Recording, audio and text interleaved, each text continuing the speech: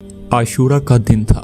गर्म तपते हुए मैदान करबला में एक तरफ इमाम मजलूम हुसैन इब्ने अली अपने साथियों के साथ खड़े थे और दूसरी तरफ यजीदी लश्कर था। इनका सरदार 1000 सिपाहियों की कमान संभाले इमाम के सामने खड़ा था। अचानक इस यजीदी लश्कर का सिपा सलार आहिस्ता आहिस्ता इमाम हुसैन की तरफ बढ़ता है और अपनी रफ्तार सुस्त कर देता है। यजीदी लश्कर में मौजूद सिपाही इसे देख रहे थे और हैरत ज़दा हो रहे थे कि हमारा सिपा सलार दुश्मन के खैमे की तरफ क्यों जा रहा है। सिपा सलार इमाम हुसैन के करीब जाता है, घोड़े से उतरता है, करीब जाकर हथियार फेंक देता है और अपने घुटने टेक कर जमीन पर खुद को गिरा देता है और वो रोते हुए इमाम से माफी मांगता है। यजीदी लश्कर से निकलकर इमाम हुसैन के साथ मलहक होने वाला ये जुरातमंद सिपाही कौन था? मैदान करबला में इमाम हुसैन का हिमायती कैसे बन गया? इस वीडियो में हम इस वाक़ये को तफसील से जानेंगे।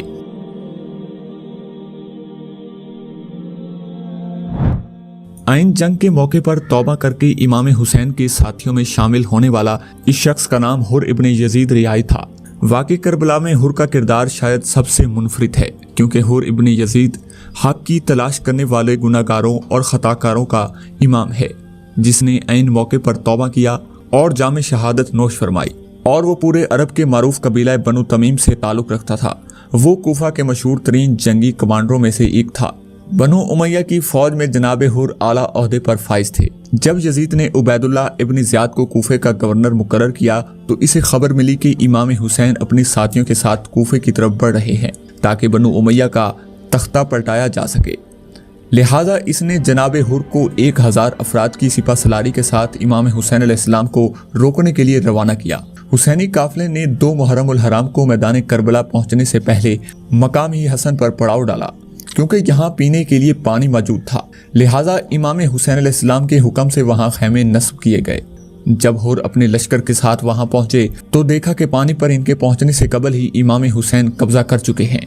अपने सिपाहियों के साथ इस खैमे के आगे खड़ा हो गया और सिपाहियों ने नेज़े लेकर सफ बना दी। चूँकि जनाब हुर और इनका लश्कर इराक से लंबे सफर के बाद यहाँ पहुंचे थे, लिहाजा वो प्यास की शिद्दत से परेशान हो रहे थे। इनके पास जो पानी का जखीरा था वो भी खत्म हो चुका था और इनके लश्कर के इस दुश्मन रवैये के बावजूद इमाम हुसैन अलैहिस्सलाम ने इन्हें वहां से पानी पीने की इजाजत दे दी। यजीदी लश्कर ने अपनी प्यास बुझाई और अपने घोड़ों को भी सराब किया।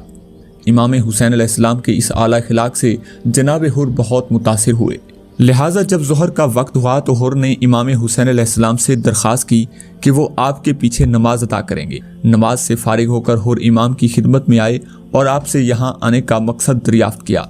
इमाम हुसैन ने फरमाया, मैं कूफियों के भेजे गए खतूत की वजह से यहाँ आया हूँ। वो हुकूमत से बेजार और परेशान हैं। जनाब हुर ने कहा, मैं यहाँ आपसे जंग करने की नीयत से नहीं आया हूँ। मुझे हुक्म दिया गया है कि मैं आपको कूफा लेकर जाऊं, लिहाजा आप ऐसा रास्ता अख्तियार करें कि जंग और खून रेजी ना हो।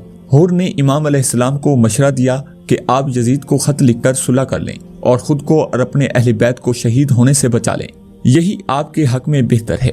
इमाम हुसैन अलैहिस्सलाम ने जवाब दिया कि खुदा की राह में मौत से कोई डर व खौफ नहीं है और इनका लश्कर इमाम हुसैन अलैहिस्सलाम के साथ साथ चलते रहे और जब मौका मिलता तो जनाब हुर इमाम अलैहिस्सलाम के पास आकर ये मशवरा देते कि खुदा के लिए आप मदीना वापस चले जाएं, वरना आपका शहीद होना यकीनी है।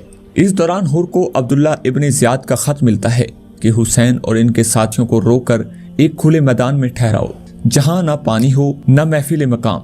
अब्दुल्ला इब्ने ज़ियाद ने अमर साद और शिमर की सरबराही में मजीद फौजों का लश्कर भेजा और इन्हें लिख दिया कि इमाम हुसैन अलैहिस्सलाम के साथ सख्ती करो और इन्हें यजीद की बैयत लेने पर मजबूर करो। अगर वो राजी ना हो तो इनसे जंग करो और इनके काफिले पर पानी बंद कर दो। नाज़रीन, हुसैनी काफिले पर 7 मुहर्रम उल हराम से पानी के सिलसिला बंद कर दिया गया। अशूरा की रात आ पहुंची। इस रात जनाब हुर बेचैन और परेशान थे। आपके दिल में बार बार ये ख्याल आ रहा था कि मैंने ये क्या किया, मैंने फातिमा के बेटे को किस मकाम पर पहुंचाया। जनाब हुर का ज़मीर बार बार इन्हें कूस रहा था। जनाब हुर ने सोचा कि मेरी ही वजह से आज हुसैनी काफिला इस हालत में है कि अहले बैत रसूल के बच्चे भूखे और प्यासे होंगे। जनाब हुर कश्मकश में थे कि क्या मुझे इस मट्टी पर लोगों का साथ देना चाहिए जिनके इमाम जन्नत के सरदार हैं, या इस अजीम लश्कर का जिसका सरदार अयाश और बेदीन यजीद है। ये रात फैसले की रात थी। वक्त कम था। आखिरकार अंधेरा और तारीखी खत्म हो रही थी। کہ صبح جناب حر فیصلہ کر چکے تھے۔ حر اپنے گھوڑے پر سوار ہوئے اور مخالف سمت کی طرف جانے لگے۔ روایتوں میں آتا ہے کہ ابن ارس نے حر سے کہا، حر کیا پریشانی ہے؟ خدا کی قسم میں تمہیں اس فوج کا سب سے بہادر ترین انسان سمجھتا ہوں، لیکن تم ہو کہ پریشان اور بے چین نظر آ رہے ہو۔ حر نے جواب دیا، میں خود کو جنت اور جہنم کے بیچ میں دیکھتا ہوں، مجھے ان دو میں سے کسی ایک راستے کا انتخاب کرنا ہے۔ اور آپ لشکر لے کر حسینی خیمے کی طرف بڑھے۔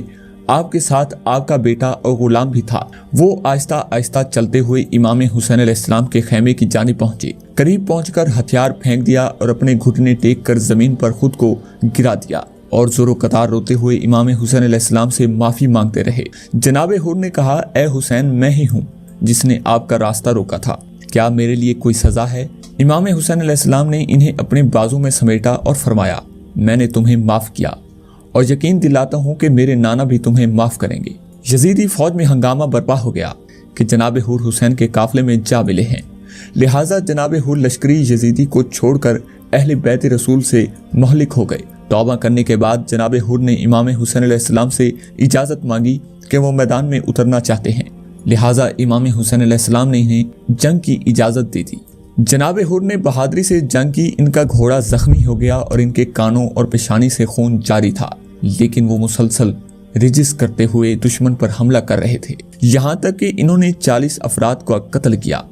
آخرکار یزیدی لشکر نے ان پر حملہ کیا اور انہیں شہید کر دیا۔ جب امام حسین علیہ السلام کے ساتھیوں نے ان کے جنازے کو امام حسین علیہ السلام کے سامنے پیش کیا تو آپ میت کے سرہانے بیٹھ گئے اور ان کے چہرے پر خون کو صاف کرتے ہوئے فرمانے لگے، اور تم اسی طرح آزاد ہو جیسے تمہاری ماں نے تمہارا نام حر رکھا تھا، بلکہ تم دنیا اور آخرت میں بھی آزاد ہو۔